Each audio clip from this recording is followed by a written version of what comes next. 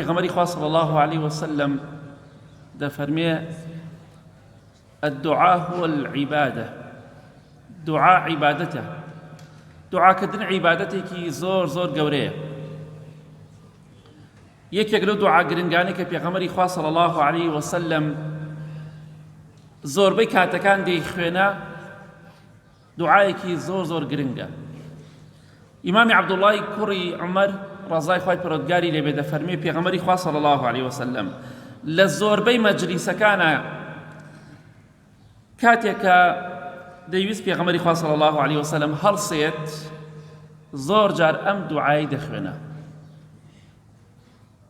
یعنی زۆر جار لە مەجلیسەکان هەڵەسا ئەو دوعای دەخوێنە ئەمجا دەڕۆشت.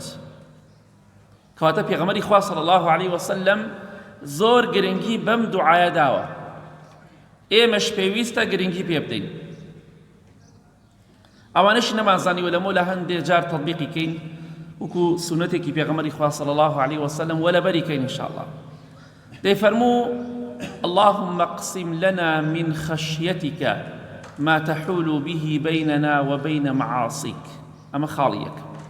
خوایە گیان پێمانی ببەخشی ترس و خەوفی خۆت، ترسێکمان پێ ببەخشی ئەوەندە لە تۆ بترسین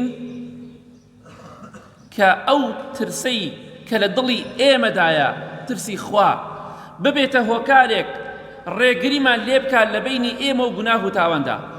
واتە خوای گیان ئەوەندە ترسی خۆتمان پێ ببەخشی ببێتە بەربەستێک لە نێوان ئێمە و گوناه و تاواندا.